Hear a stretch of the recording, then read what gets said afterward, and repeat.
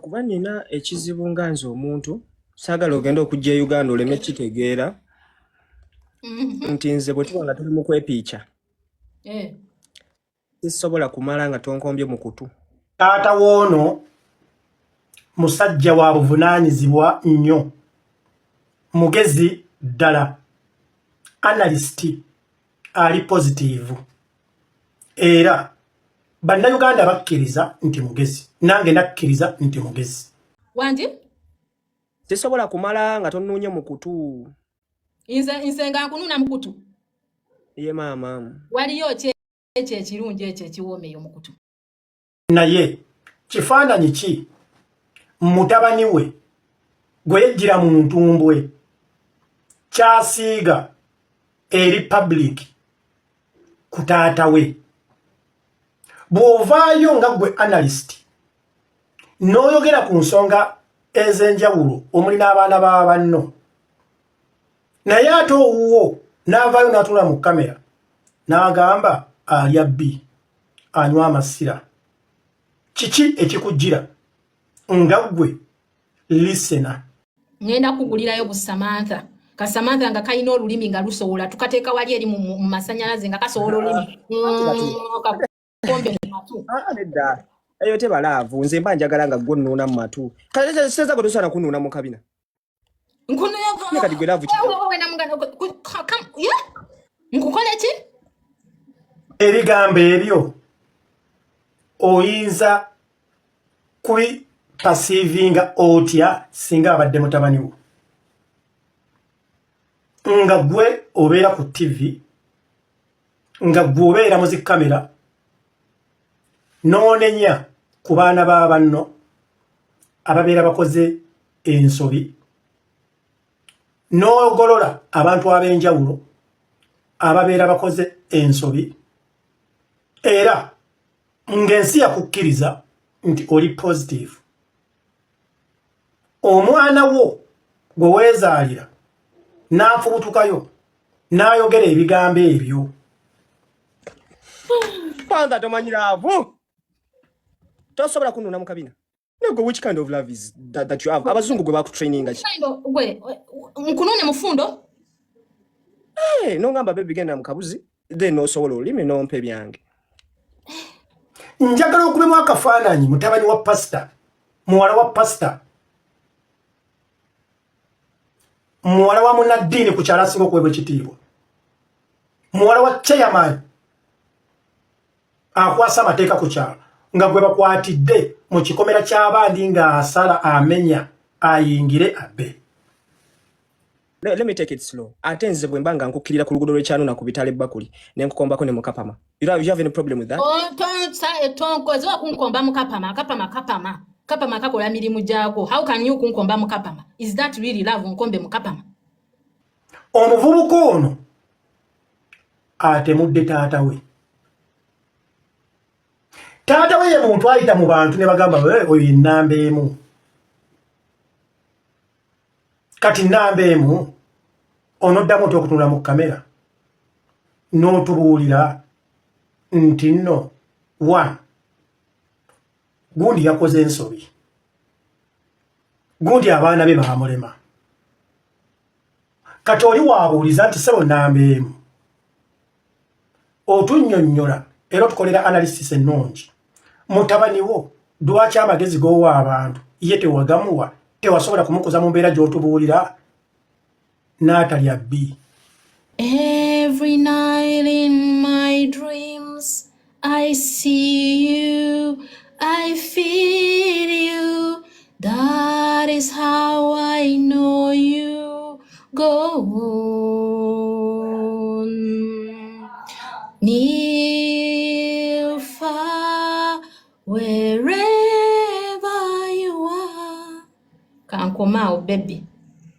Wow, thank you, Banai. Namnisha so okay. Hamina ni mpanzi cha metu. Ai so okay. Kipenzi cha watu. Kipenzi kwesho nyumbani. Yoyoche kwa chiri yake. Nyime nyanya pecheke. You know that song?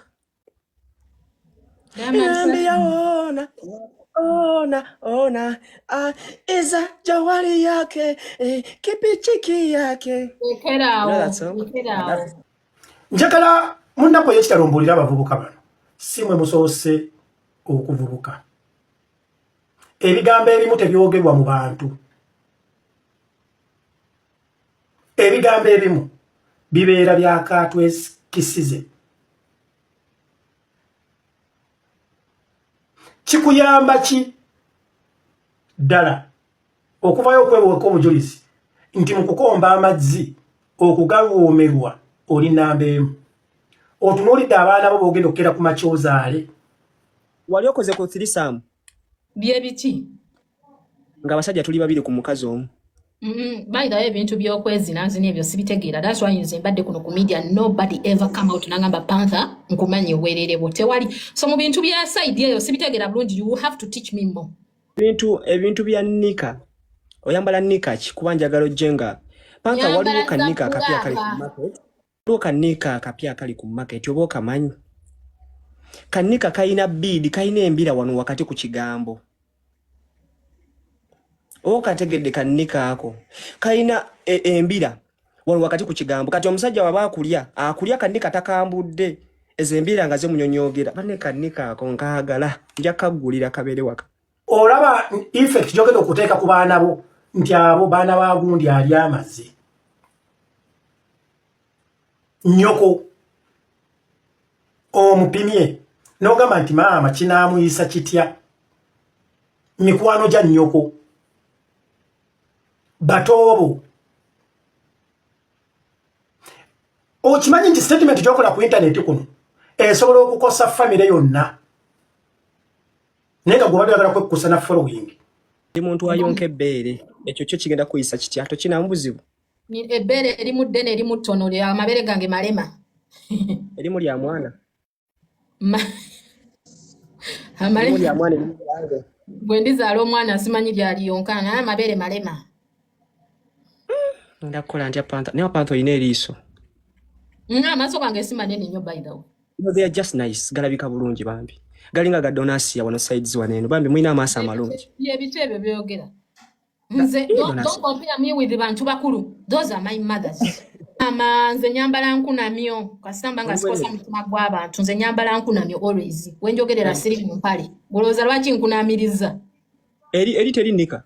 Teri yadde nkunamiriza golooza nandibadde nayimusa dda.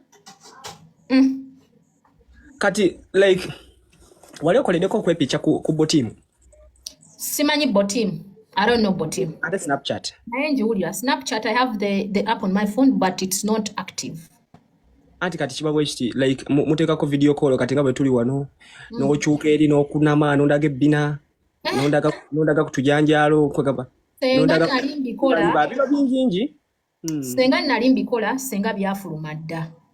No, nabiko bikola n'omuntu wesiga. But because my body is valuable to me, ate n'ekirala nakuzibwa ne senga wange. Waliwo ebintu byesitakola nze Panther. I rather grow old, I rather be like that naye nga sikola bintu ebyo bitalina mugaso in my life. Fantastic. That is so nice of you. Tugenda zaala abaana abali so respectful. Nsobola okukola eddalu lyonna ne ndikola ne ndimalayo, but when it comes to that, I think of my body is more valuable. Omuntu okulaba otubiini two aba atobye. Just nyo and I don't even think nti alibayo naye agenda kubeerayo era gwe maybe ajja okusooka naye jjukira tuli innocent. Tuli innocent nnyo. Tosa kati nze kati nga bawo tosa kunkubira simu nga baby jankulage ku tubiini. Sisobola. Who are you? Gwani wemba nkwagala nnyo gwani still. Ni wemba nkufumbiddwa. Switch off your phone. Olyokonneebakeko.